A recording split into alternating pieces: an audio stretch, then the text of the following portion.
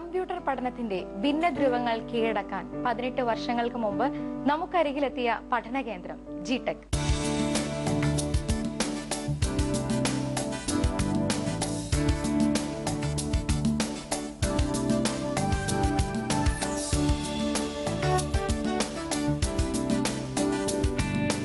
ഈ സാക്ഷരതയുടെ ലോകത്തേക്ക് നമ്മെ കൈപിടിച്ചാനയിച്ച ജിടെക്കിന്റെ വിജയവീതികളും പുതു സ്വപ്നങ്ങളും സാരഥി ശ്രീ മെഹ്റൂഫിലൂടെ നമുക്കരികിലെത്തുന്നു ഇന്നത്തെ ഡ്രീം മർച്ചന്റ്. നമസ്കാരം സർ. ഏകദേശം 18 വയസ്സ് പ്രായം മാത്രമുള്ളപ്പോൾ വളരെ ചെറിയ പ്രായത്തിൽ തന്നെ ഇതുപോലൊരു വലിയ സാമ്രാജ്യത്തിലേക്കാണ് സർ കാലെടുത്ത് വെച്ചത്. എന്തായിരുന്നു അതിനുള്ളൊരു ഇൻസ്പിറേഷൻ? എൻ്റെ ഒരു ഏരിയ എന്ന് പറയുമ്പം IT എഡ്യൂക്കേഷനാണ്. അപ്പോൾ ഒരുപാട് വർഷങ്ങൾക്ക് മുമ്പൊക്കെ സാധാരണക്കാരന് താങ്ങാൻ പറ്റാത്ത ഒരു ഏരിയ ആയിരുന്നു ഇൻഫർമേഷൻ ടെക്നോളജി. അപ്പോൾ അതുകൊണ്ട് തന്നെ നമ്മളെ നാട്ടിൽ അതിന് വലിയൊരു സാധ്യത ഉണ്ടെന്നുള്ളത് ഞാൻ അന്ന് തന്നെ മനസ്സിലാക്കിയിട്ടുണ്ടായിരുന്നു. കാരണം ഞാൻ പഠിക്കുന്ന സമയത്തൊക്കെ ഒരാൾക്ക് കമ്പ്യൂട്ടർ പഠിക്കുക എന്നൊക്കെ പറയുമ്പോൾ ഭയങ്കര എക്സ്പെൻസീവാണ്. സാധാരണക്കാരന് ചെല്ലാൻ പറ്റില്ല. നമ്മളെ ഒരു മിഡിൽ ക്ലാസ്സോ അല്ലെങ്കിൽ ഒരു അപ്പർ ക്ലാസ്സോ ഉള്ള ഒരു ഫാമിലിയിലുള്ള കുട്ടികൾക്ക് മാത്രം പഠിക്കാൻ പറ്റുന്ന ഒരു ഏരിയ ആയിരുന്നു ഇൻഫർമേഷൻ ടെക്നോളജി, അതായത് കമ്പ്യൂട്ടർ. അപ്പോൾ അതിന്നൊരു മാറ്റം, അതായത് ഇതൊരു സാധാരണക്കാരനും കൂടെ ഉപയോഗിക്കാൻ പറ്റുന്ന രീതിയിലേക്ക് വരുത്തണം എന്നുള്ള ഒരു മനസ്സിലുള്ള ഒരു താല്പര്യമാണ് ഇങ്ങനെ ഒരു ഫീൽഡിലേക്ക് വരാനുള്ള മെയിനായിട്ടുള്ള കാരണം.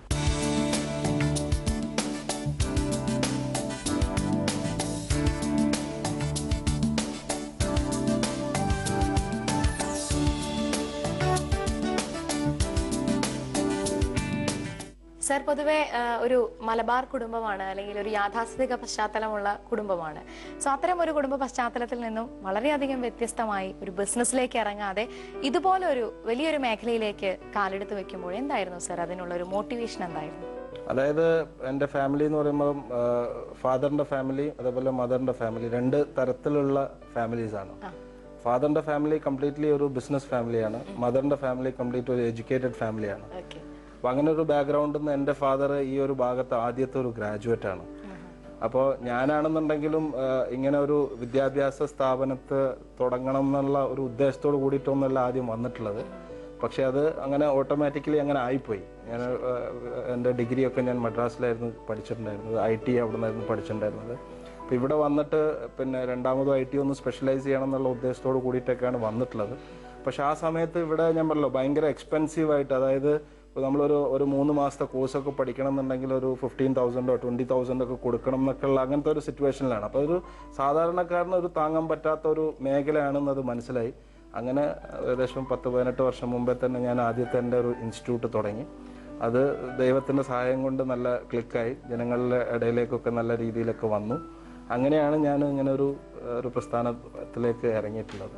തീർച്ചയായും എല്ലാ മക്കൾക്കും നല്ല രീതിയിലുള്ള വിദ്യാഭ്യാസം കൊടുക്കണം, അല്ലെങ്കിൽ ഒരു തൊഴിലധിഷ്ഠിത വിദ്യാഭ്യാസം കൊടുക്കണമെന്നാണ് എല്ലാ മാതാപിതാക്കളും ആഗ്രഹിക്കുന്നത്. സോ അതിൽ നിന്നും സാറിന്റെ ഒരു വിഷൻ എന്തായിരുന്നു? ഇതുപോലെ ഒരു മേഖലയിലേക്ക് തിരിയുമ്പോൾ ഇത്തരം വലിയൊരു ബിഗ് വിങ് ആയി മാറുമെന്നോ, അല്ലെങ്കിൽ എന്തായിരുന്നു ഒരു പ്രതീക്ഷ? ഇത്ര വലിയൊരു പ്രസ്ഥാനമായിട്ട് വരുന്നുള്ള ഒരു പ്രതീക്ഷ അന്നൊന്നും ഇല്ലായിരുന്നു. കാരണം അതൊക്കെ അന്നൊക്കെ വലിയ ചാലഞ്ചിങ് ആയിരുന്നു. ഒന്നാമത്തെ കാര്യം എന്താണെന്ന് വെച്ചാൽ ഈ ഒരു കമ്പ്യൂട്ടർ എന്നൊക്കെ പറയുമ്പോൾ എല്ലാവരും ഇങ്ങോട്ട് ആക്സെപ്റ്റ് ചെയ്യാത്തൊരു സാധനമൊക്കെ ആയിരുന്നു. ഒരു 10-15 വർഷങ്ങൾക്ക് മുമ്പൊക്കെ ആരാ ഇപ്പം എത്ര അധികം കമ്പ്യൂട്ടറൊക്കെ ഉപയോഗിക്കാൻ പോകുന്നത്? ഇപ്പം അടുത്ത കാലത്തൊന്നും ഇതൊന്നും വരില്ല, നമ്മളൊക്കെ മരിച്ചു കഴിഞ്ഞാൽ അടുത്ത ജനറേഷനിലൊക്കെ ഇത് വരികയുള്ളൂ എന്നുള്ളൊരു കാഴ്ചപ്പാടൊക്കെ ആയിരുന്നു ഉണ്ടായിരുന്നു. പക്ഷെ നമ്മളെ കാലം ഭയങ്കര ഫാസ്റ്റായിട്ടാണ് പോണത്. ഇപ്പോൾ if you look at computer has become an household item. നമ്മളെ വീട്ടിലൊരു TVയോ ഫ്രിഡ്ജോ ഒക്കെ ഉള്ള രീതിയിലേക്ക് കമ്പ്യൂട്ടർ മാറിക്കഴിഞ്ഞു. പിന്നെ നമ്മൾ ഇതിൻ്റെ അപ്ലിക്കേഷൻ, ഇപ്പോൾ നമ്മൾ ഈവൻ ഒരു റെയിൽവേ സ്റ്റേഷനിൽ പോയ ടിക്കറ്റ് ബുക്കിംഗ് എന്ത് നോക്കിക്കഴിഞ്ഞിട്ടുണ്ടെങ്കിലും, ഈവൻ ഇപ്പോൾ ഒരു ഹോട്ടലിൽ പോയിട്ടുണ്ടെങ്കിൽ ബില്ല് വരെ കമ്പ്യൂട്ടറൈസ്ഡ് ബില്ലാണ്. അപ്പം കമ്പ്യൂട്ടർ ഇല്ലാതെ നമുക്ക് ജീവിക്കാൻ പറ്റാത്തൊരവസ്ഥയിലേക്ക് ഇന്നത്തെ കാലഘട്ടം മാറിക്കഴിഞ്ഞു. അപ്പോൾ അത് എന്താ പറയുക, ഞാൻ ചെയ്യുന്ന എൻ്റെ ഒരു മേഖലയിൽ വളരെ അഡ്വാൻറ്റേജ്. കാരണം എല്ലാവരും കമ്പ്യൂട്ടർ പഠിക്കണമല്ലോ, പഠിച്ചാൽ മാത്രമല്ലല്ലോ ഓപ്പറേറ്റ് ചെയ്യാൻ പറ്റുക. അപ്പോൾ അതുകൊണ്ട് തന്നെ ഒരുപാട് ആൾക്കാരെ ഇതിലേക്ക് നമുക്ക് ആകർഷിക്കാനും കൊണ്ടുവരാനും ഒക്കെ പറ്റിയിട്ടുണ്ട്.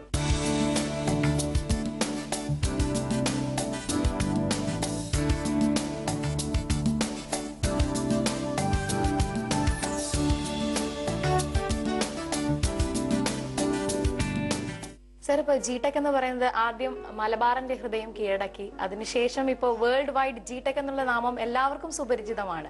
അപ്പൊ ഈ ഒരു സാഹചര്യത്തിൽ ഇപ്പൊ റിമോട്ട് ഏരിയയിൽ നിന്നുള്ള ആളുകൾ ഉണ്ടാവാം, അവിടെ പഠിപ്പിക്കാൻ കുറച്ച് ബുദ്ധിമുട്ടുള്ള മാതാപിതാക്കൾ ഉണ്ടാവും, പഠിക്കണമെന്ന് ആഗ്രഹമുള്ള ഒരുപാട് കുട്ടികൾ ഉണ്ടാവും. സോ അവർക്ക് വേണ്ടി എന്തൊക്കെ തരത്തിലുള്ള എഡ്യൂക്കേഷൻ ആണ് ജിടെക് പ്രൊവൈഡ് ചെയ്യുന്നത്? ഞാൻ എപ്പോഴും ടാർഗറ്റ് ചെയ്തിട്ടുള്ളത് ഈ ഒരു മിഡിൽ ക്ലാസ്സോ അപ്പർ ക്ലാസ്സോ അല്ല.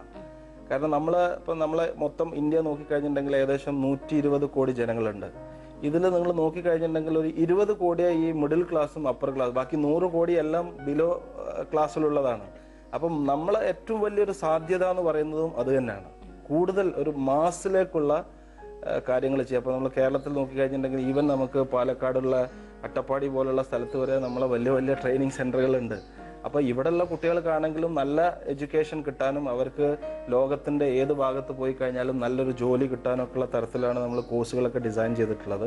ഇതേപോലെ നമ്മളിപ്പോൾ ഈ കമ്പ്യൂട്ടർ സെൻ്ററുകളുടെ കൂടെ തന്നെ നമ്മൾ ജോബ്സ് ബാങ്ക് എന്ന് പറഞ്ഞിട്ട് കുട്ടികൾക്ക് ജോലി കൊടുക്കാൻ വേണ്ടിയിട്ട് തന്നെ ഒരു വിങ് നമ്മൾ ഉണ്ടാക്കി, ഒരു പ്ലേസ്മെന്റിനുള്ള ഒരു ബാങ്ക് തന്നെയാണത്. കാരണം any student who completes any course in G-Tec will be registered in jobs bank absolutely free. എന്നിട്ട് നമുക്ക് ഒരുപാട് കമ്പനികളായിട്ട് നമുക്ക് ടൈപ്പ് ഉണ്ട്. ഈവൻ ഇൻഫോസിസ്, വിപ്രോ പോലെയുള്ള കമ്പനികളൊക്കെ തന്നെ നമ്മളെ ഈ ജോബ് ഫെയറുകളിൽ പങ്കെടുക്കുന്നുണ്ട്, നമ്മളെ കുട്ടികളൊക്കെ റിക്രൂട്ട്മെന്റ് ഒക്കെ ചെയ്യുന്നുണ്ട്. അപ്പോൾ അതെന്താണെന്ന് വെച്ചാൽ നമ്മളടുത്ത് ഒരു കുട്ടി വന്ന് പഠിച്ച് അവൻ സക്സസ്ഫുള്ളി കോഴ്സ് കംപ്ലീറ്റ് ചെയ്ത് എക്സാം എഴുതി സർട്ടിഫിക്കറ്റ് വാങ്ങി അവനൊരു കരിയർ നമ്മളിലൂടെ ഉണ്ടാവുകയാണ്. അപ്പോൾ അതാണ് നമ്മളെ സംബന്ധിച്ചുള്ള ഏറ്റവും ഒരു സാറ്റിസ്ഫാക്ഷൻ തരുന്ന ഒരു സംഭവം. ഇപ്പോൾ ലോകത്തിന്റെ ഏത് ഭാഗത്ത് പോയി കഴിഞ്ഞിട്ടുണ്ടെങ്കിലും ഏത് വലിയ കമ്പനി പോയി കഴിഞ്ഞിട്ടുണ്ടെങ്കിലും ഒരു കുട്ടി എന്നെങ്കിലും നമ്മളെ ജിടെക്കിന്റെ ഒരു പ്രൊഡക്റ്റ് ഉണ്ടാവും. അത് വലിയൊരു സാറ്റിസ്ഫാക്ഷൻ ആണ്. സെൻസിറ്റിവിറ്റി എന്ന് പറയുമ്പോൾ ചൂടുള്ളതോ തണുത്തതോ അല്ലെങ്കിൽ മധുരമോ കഴിക്കുമ്പോൾ പല്ലിലൊരു തരിപ്പ് വരില്ലേ, അതിനെയാണ് സെൻസിറ്റിവിറ്റി എന്ന് പറയുന്നത്. ഞാൻ ശുപാർശ ചെയ്യുന്നത് സെൻസോഡൈൻ ആണ്. സെൻസോഡൈൻ ഡെന്റിനിലെ സുഷിരങ്ങളിലേക്ക് കടന്നു ചെന്ന് നാഡികൾക്ക് ആശ്വാസം പകരാൻ സഹായിക്കുന്നു. തുടർച്ചയായി സെൻസോഡൈൻ യൂസ് ചെയ്ത് കഴിഞ്ഞാൽ അത് നിങ്ങൾക്ക് ദിവസേനയുള്ള സംരക്ഷണം നൽകും. പല വർഷങ്ങളായി ഞാൻ സെൻസോഡൈൻ ഉപയോഗിക്കുന്നുണ്ട്. എനിക്ക് സെൻസോഡൈനിൽ പൂർണ്ണ വിശ്വാസമുണ്ട്. പുതിയ Sensodyne ultra sensitive toothbrush, ultra thin ബ്രിസിൽസിനൊപ്പം സെൻസിറ്റീവ് പല്ലുകൾക്ക് വേണ്ടി പ്രത്യേകം ഡിസൈൻ ചെയ്യപ്പെട്ടത്. എന്തിനാ അത്ര ടെൻഷൻ? വീട് വൃത്തിയാക്കാൻ എന്തൊക്കെ ചെയ്യണം? പോരാത്തതിന് വിലക്കയറ്റം മറന്നേക്ക്. വൃത്തിയെയും ആരോഗ്യത്തെയും കുറിച്ച് ചിന്തിക്ക്. തമാശ പറയാണോ? തമാശയല്ല, വാസ്തവാണ്. ഇപ്പോൾ ചെറിയ ലൈസോൾ 1ന്റെ വിലയ്ക്ക് 3 ഗുണങ്ങൾ. കടുത്ത കറകൾ ഇളക്കുന്നു, 99.9% അണുക്കളെ നശിപ്പിക്കുന്നു, നല്ല സുഗന്ധം പരത്തുന്നു. വെറും 21 രൂപയ്ക്ക് ചെറിയ ലൈസോൾ. ലാഭം ഇപ്പോൾ എന്റെ കയ്യിൽ. ആരോഗ്യകരമായ വീടിന് ലൈസോൾ മാത്രം. IMA അംഗീകരിച്ചത്.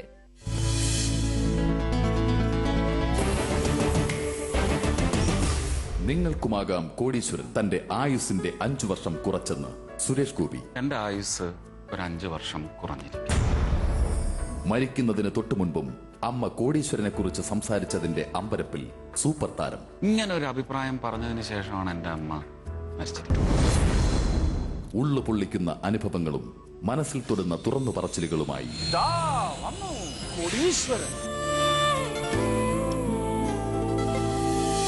ഗോപുനന്ദിലത് ജിമാർട്ട് നമ്മൾ തമ്മിൽ സമർപ്പിക്കുന്നത് ഗോപുനന്ദിലത് G-Mart, south India's biggest home appliances group.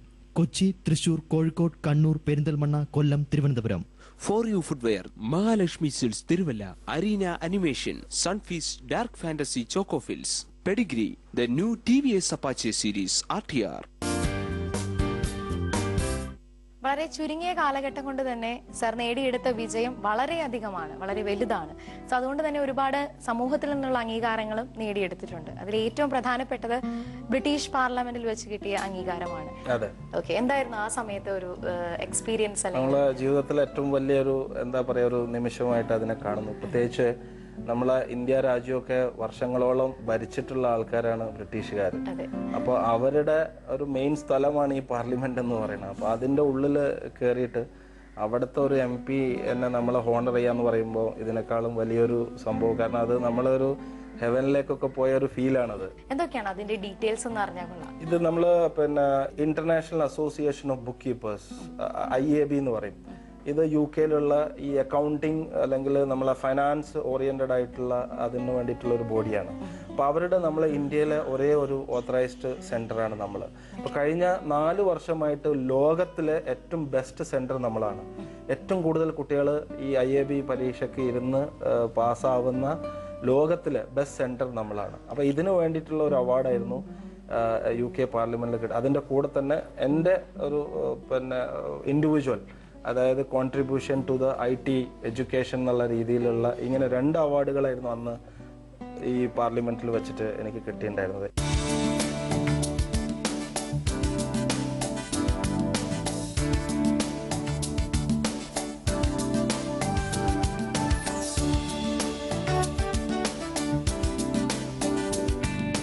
തുടങ്ങിയ കാലഘട്ടം മുതൽ ഇപ്പോൾ ഈ ഒരു വർഷം വരെ എടുക്കുകയാണെങ്കിൽ ഇപ്പോൾ ഏകദേശം 10 ലക്ഷത്തോളം സ്റ്റുഡൻസ് ആണ് ജിടെക്കിന് സ്വന്തമായിരിക്കുന്നത്. അതിലുപരി ഒരുപാട് സ്റ്റുഡൻസ് പഠിക്കുന്നുണ്ട്, ഒരുപാട് സ്റ്റാഫിനെ മാനേജ് ചെയ്യുന്നു. എങ്ങനെയാണ് ഇതെല്ലാം കൂടി മാനേജ് ചെയ്യാൻ സാധിക്കുന്നത്? എങ്ങനെയാണ്? സത്യം പറഞ്ഞാൽ വലിയ പ്രയാസമുള്ള ഒരു കാര്യം തന്നെയാണ്. കാരണം ഇപ്പോൾ നമുക്ക് ഇത്രയും സെന്ററുകൾ, ഈ സെന്ററുകൾ എന്ന് വെച്ച് കഴിഞ്ഞിട്ടുണ്ടെങ്കിൽ ഇപ്പോൾ കേരളത്തിലാണ് നമുക്ക് 226 സെന്ററുകളാണ്. നമ്മൾ we cover all the A class, B class, C class towns of Kerala. ഇത്രയും ലിറ്ററേറ്റ് ആയിട്ടുള്ള ഒരു സ്റ്റേറ്റിൽ ആൾക്കാരെ മാനേജ് ചെയ്യാന്ന് പറയുമ്പോൾ വലിയ പ്രയാസമാണ്. അതായത് ഇപ്പോൾ ഇന്ത്യയിൽ ഇത്രയും സ്റ്റേറ്റുകൾ ഉണ്ടെങ്കിലും കൂടെ ഇതിൽ നമ്മൾ ഏറ്റവും കൂടുതൽ പ്രയാസപ്പെടുന്നതും കേരളം മാനേജ് ചെയ്യാൻ തന്നെയാണ്. കാരണം ഇവിടെയുള്ള ആൾക്കാരൊക്കെ വളരെ സ്മാർട്ടാണ്. അപ്പോൾ അവരെ ഒന്ന് മാനേജ് ചെയ്യണമെന്നുണ്ടെങ്കിൽ അതിനേക്കാളും സ്മാർട്ടായേ പറ്റൂ. അപ്പോൾ ഒരുപാട് സ്റ്റാഫ് ഉണ്ട്, ഒരുപാട് നമ്മളെ സെന്റർ ഡയറക്ടേഴ്സ് ഉണ്ട്, അവരുടെയൊക്കെ വളരെ നല്ല സപ്പോർട്ട്. ഇപ്പോൾ നമുക്ക് കേരളത്തിൽ തന്നെ ഓൾമോസ്റ്റ് ഒരു 3000-ഓളം സ്റ്റാഫ് ഉണ്ട്. അവരുടെയൊക്കെ ഒരു പ്രയത്നമൊക്കെ ഇതിന്റെ പിന്നിലുണ്ട്. സാധാരണ ഇപ്പം എഡ്യൂക്കേഷണൽ ഒരു ഇൻസ്റ്റിറ്റ്യൂട്ട് അല്ലെങ്കിൽ അത്തരം ഒരു മേഖലയിലേക്ക് കയറുമ്പോൾ ഇപ്പോൾ പലരും അതൊരു കച്ചവടമായിട്ടൊക്കെയാണ് എടുക്കുന്നത്. അതിനൊക്കെ വളരെ ഡിഫറെന്റ് ആയി ഇതൊരു സർവീസ് എന്നുള്ള രീതിയിലാണ് സാർ ഇത് നടത്തിക്കൊണ്ട് പോകുന്നത്. എന്താണ് അതിനെക്കുറിച്ച്? ഞാൻ മനസ്സിലാക്കിയിടത്തോളം നമ്മളൊരു ഗ്രോത്തിന്റെ 99% ഈ നമ്മളൊരു കമ്മിറ്റ്മെന്റും ഈ ഒരു സിൻസിയറിറ്റിയും ഇതിലോട് ഉള്ളത് കൊണ്ട് മാത്രമാണ്.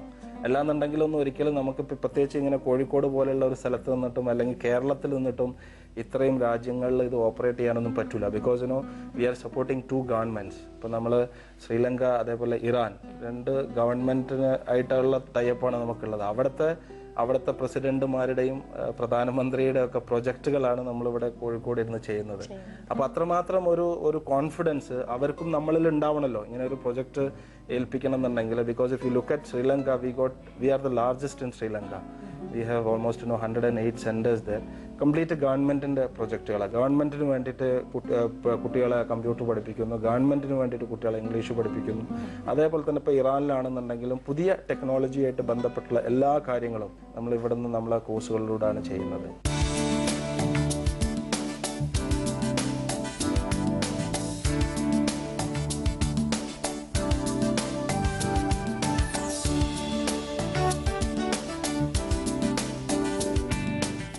സാർ ഇപ്പം ഇതുപോലൊരു മേഖലയിലേക്ക് കാലെടുത്ത് വെക്കുമ്പോൾ തന്നെ അംഗീകരിക്കാൻ കുറച്ച് മടി കാണിക്കുന്ന സമൂഹമാണ് നമ്മളുടേത്. സോ ആ ഒരു കാലഘട്ടത്തിൽ നിന്നും ഈ ഒരു സമയത്തിലേക്ക് പോരുമ്പോൾ ഒരുപാട് റിസ്കുകൾ സാറിന് ഫേസ് ചെയ്യേണ്ടി വന്നിട്ടുണ്ടാവും, ഒരുപാട് പ്രതികൂല സാഹചര്യങ്ങളെ ധൈര്യമായി നേരിടേണ്ടി വന്നിട്ടുണ്ടാവും. എങ്ങനെയാണ് അതൊക്കെ മാനേജ് ചെയ്തത്? ഇപ്പം ഞാൻ എൻ്റെ ഒരു ലൈഫിൽ ഒരു കുറച്ച് ചാലഞ്ചുകൾ തീർച്ചയായിട്ടും ഉണ്ട്. കാരണം ഏകദേശം ഈ 94 ഞാൻ ഈ ഒരു ഫീൽഡിൽ വന്നിട്ട് ഏകദേശം 2010 വരെ എനിക്ക് യാതൊരു തരത്തിലുള്ള ചാലഞ്ചസോ കാര്യങ്ങളോ ഒന്നുമില്ലായിരുന്നു. പക്ഷെ ഇതിൽ ഞാൻ മനസ്സിലാക്കിയ 1-2 വശങ്ങൾ, when you grow you will have problems. അപ്പോൾ നമ്മൾ ഒരു ലിമിറ്റിന്റെ പുറത്തേക്ക് നമ്മൾ ഗ്രോ ചെയ്യുന്ന സമയത്ത് തീർച്ചയായിട്ടും നമുക്ക് പ്രോബ്ലംസ് ഉണ്ടാവും എന്നുള്ളത് ഞാൻ മുമ്പേ തന്നെ മനസ്സിലാക്കിയിട്ടുള്ളതാണ്. അപ്പോൾ അതുകൊണ്ട് തന്നെ പലതരത്തിലുള്ള ചാലഞ്ചുകൾ, പ്രത്യേകിച്ച് ഇപ്പം നമ്മളെ ഒരു കമ്പനീനെ പല ജനങ്ങളുടെ ഇടയിൽ, പബ്ലിക്കിൻ്റെ ഇടയിൽ മോശമാക്കി കാണിക്കാനും അതേപോലെ പലതരത്തിലുള്ള അങ്ങനെയുള്ള പല പരിപാടികളും ഇതിൻ്റെ കൂടെ തന്നെ നടക്കുന്നുണ്ട്. പക്ഷെ അതൊക്കെ ഞാൻ പറഞ്ഞില്ല, ഞാൻ എൻ്റെ ജീവിതത്തിൽ ഒരു ചാലഞ്ച് ആയിട്ട് തന്നെയാണ് ഏറ്റെടുത്തിട്ടുള്ളത്.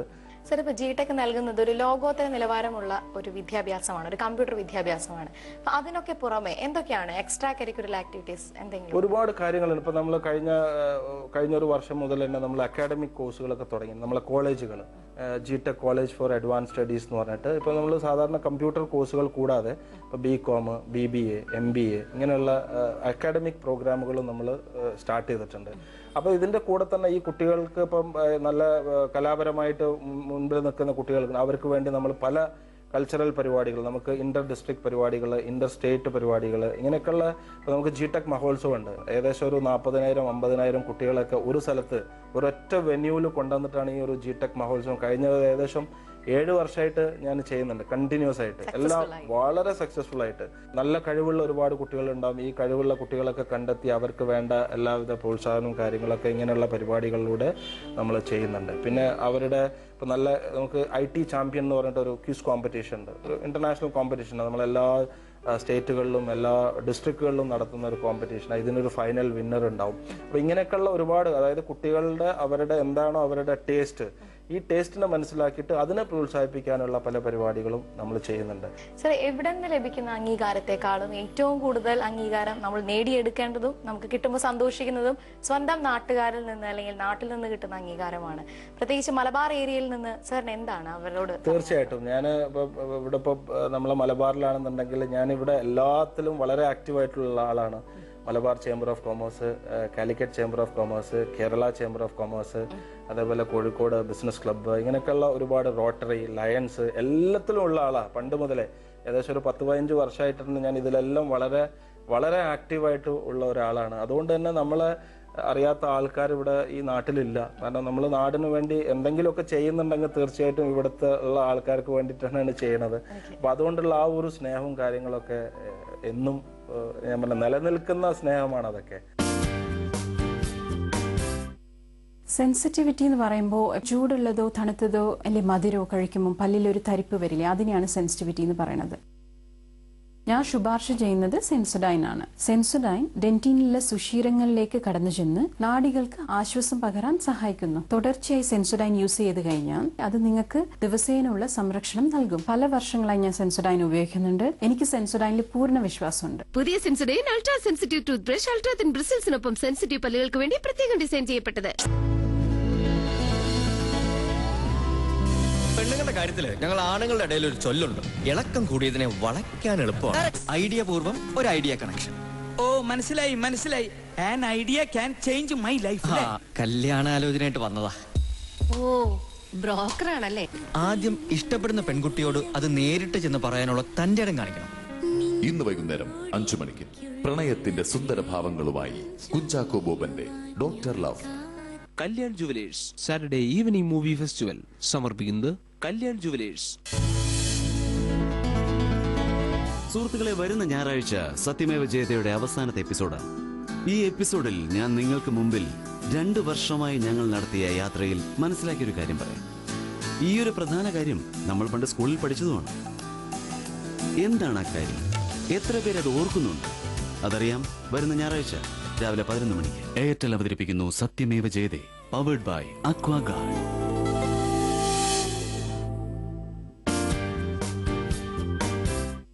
മലബാറിൽ നിന്ന് ആരംഭിച്ച യാത്ര ഇപ്പോ വേൾഡ് വൈഡ് എത്തി നിൽക്കുകയാണ്. അത്രയും സർ ഇപ്പൊ ഇവിടെ ഇരിക്കുകയാണെങ്കിലും പല കാര്യങ്ങളും ആലോചിച്ചിട്ടാണ് ഇരിക്കുന്നത്. ലോകത്തിന്റെ പല ഭാഗങ്ങളിലും ജിടെക്കിന്റെ ഒരു സ്പന്ദനം നമുക്ക് വളരെയധികം മനസ്സിലാക്കാൻ സാധിക്കുന്നു. എന്താണ് ഈ ഒരു വിജയ യാത്രയെ കുറിച്ച് സാറിന് പറയാനുള്ളത്?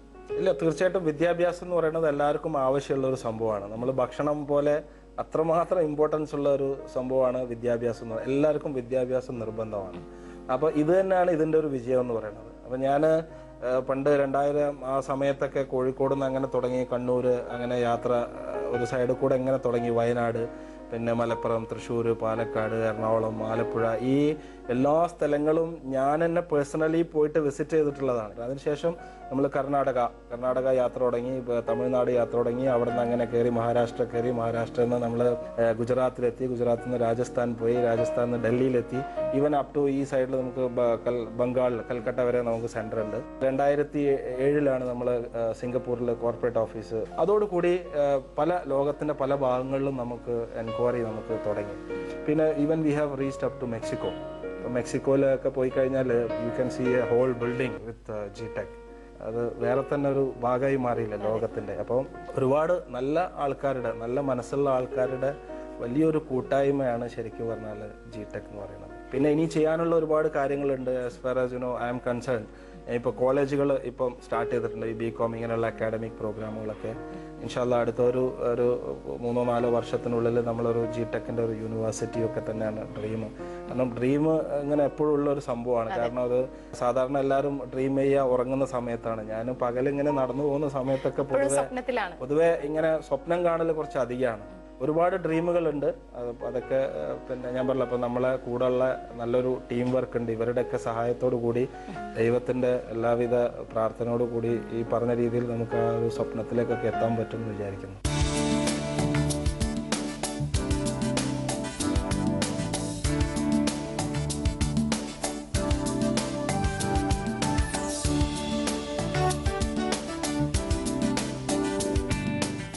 നമസ്കാരം സർ. സോ മലബാറിൽ തന്നെ വളരെയധികം പ്രശസ്തിയുള്ള അല്ലെങ്കിൽ പ്രസിദ്ധമായ ഒരു കുടുംബമാണ് മണലോടി ഫാമിലി. സോ ആ ഒരു ഫാമിലിയിൽ നിന്നും ഇതുപോലൊരു വ്യക്തി ലോകമെമ്പാടുമുള്ള എല്ലാ വിദ്യാർത്ഥികൾക്കും മികച്ച വിദ്യാഭ്യാസം നൽകി വരികയാണ്, ഒരു മാതൃകയായി വരികയാണ് അദ്ദേഹത്തിന്റെ എല്ലാ പ്രവർത്തനങ്ങളും തന്നെ. സോ വീട്ടിൽ നിന്നുള്ള ഒരു സപ്പോർട്ട് എങ്ങനെയാണ്? അല്ലെങ്കിൽ സർ ഇവർ തന്നെ ഫാമിലി ഒന്ന് പരിചയപ്പെടുത്താം. ഫാമിലി ഉമ്മ സുബൈദ, പിന്നെ കല്യാണം കഴിച്ചിട്ടുള്ളത് വഹീദന്റെ വീട് എലത്തൂരാണ്. പിന്നെ മക്കളുണ്ട് 2 മോള് മെഹന ഇപ്പോൾ 10ാം ക്ലാസ്സിൽ പഠിക്കുകയാണ് CMI ദേവഗിരി സ്കൂളിൽ. മോനുണ്ട് അബൂബക്കർ, എൻ്റെ ഫാദറിന്റെ പേര് തന്നെ ഇട്ടിട്ടുള്ളത്, അവനിപ്പോൾ 5th-ലാണ്. ഉമ്മ ഇപ്പൊ സാറ് ലോകമെമ്പാടും അറിയപ്പെടുന്ന ഒരു വ്യക്തിയാണ്. സോ ഇതിൽ ഒരുപാട് സന്തോഷവും അഭിമാനവും ഉമ്മക്ക് പ്രത്യേകിച്ചുണ്ടാവും. എങ്കിലും മകനെന്നുള്ള രീതിയിൽ എന്ത് നിർദ്ദേശമാണ് അല്ലെങ്കിൽ എന്തൊക്കെ ഉപദേശങ്ങളാണ് നൽകിയിട്ടുള്ളത്? എപ്പോഴും ഉപദേശം തന്നെ. അത് ശരി, സന്തോഷം മാത്രം. എന്തെങ്കിലും ഇതുപോലുള്ള കാര്യങ്ങളിലേക്ക് ഇറങ്ങുമ്പോൾ അല്ലെങ്കിൽ പുതിയ പ്രോജക്ട്സിലേക്ക് ഇറങ്ങുമ്പോൾ വേറെ എന്തെങ്കിലും പറയാറുണ്ടോ? അപ്പൊ വീട്ടിലെന്തെങ്കിലും ഡിസ്കഷനോ അങ്ങനെ എന്തെങ്കിലും? സൂക്ഷിച്ച് ചെയ്യണം, അതെല്ലാം സൂക്ഷിക്കണം എന്ന് പറയാനല്ലേ. സോ തീർച്ചയായും ഇതുപോലെ എക്സ്ട്രാ ടാലന്റ് ആയിട്ടുള്ള ഒരു വാപ്പാടെ മക്കൾ തീർച്ചയായും അതിഗംഭീരമായ പ്രഗത്ഭരായിരിക്കും മറ്റു പല കാര്യങ്ങളിലും, പഠിത്തത്തിലായാലും. സോ വീട്ടിലെങ്ങനെയാണ് സർ ഫാമിലിയോടൊപ്പമുള്ള ലൈഫ്? വീട്ടിലുണ്ടെങ്കിൽ കുട്ടികളായിട്ട് നന്നായിട്ട് അടുത്തിട്ടാണ്. കുട്ടികൾക്കാണെങ്കിൽ ഭയങ്കര താല്പര്യമാണ്. പപ്പ ഉണ്ടെങ്കിൽ എല്ലാ കാര്യത്തിലും താല്പര്യമാണ്, പുറത്ത് പോകാനും. പക്ഷെ അങ്ങനെ കിട്ടാറില്ല. അത് വലിയൊരു വിഷമമാണല്ലേ, അധികം കിട്ടാറില്ല. ഇപ്പൊ എന്തായാലും ഇപ്പൊ ഒരുപാട് തിരക്കുകളുള്ള ഒരു വ്യക്തിയാണ്. ഇപ്പൊ പുതിയ പുതിയ പ്രോജക്ട്സുകൾ സ്റ്റാർട്ട് ചെയ്യുന്ന സമയത്ത് വൈഫിന്റെ ഭാഗത്ത് നിന്ന് എന്തെങ്കിലും കോൺട്രിബ്യൂഷൻസ് ഉണ്ടോ? ചില കാര്യങ്ങൾ വീട്ടിൽ നിന്ന് ഇങ്ങനെ പറയും, ഇങ്ങനെയുണ്ട്, അപ്പം നമുക്ക് അങ്ങനെ ആക്കല്ലേ. എന്താകുമ്പോ ചില ഞാൻ പറയും നമുക്ക് നോക്കിയിട്ട് ചെയ്യാം, ചിലത് പറയും ആയിക്കോട്ടെ എന്ന് പറയും.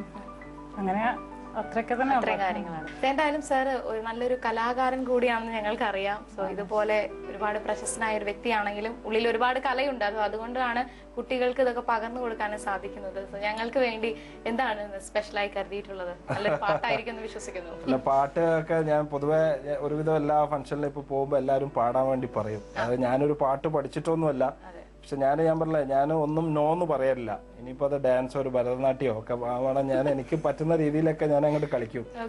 അപ്പം പാടാൻ പറയുമ്പോൾ ഞാൻ ഇങ്ങനെ പാടാറുണ്ട്. അപ്പൊ അത് അങ്ങനെ പാടണം എന്ന് താല്പര്യം ഉണ്ടെന്നുണ്ടെങ്കിൽ ഒരു 2 വരി പാടാം. പിന്നെ ഉമ്മനെ പറ്റി ഞാൻ ഒരു കാര്യം കൂടി പറയാം. കാരണം എന്താ പറയുക, ഞാൻ ഫാദർ വളരെ ചെറുപ്പത്തിൽ മരിച്ച. I lost my father when I was 9.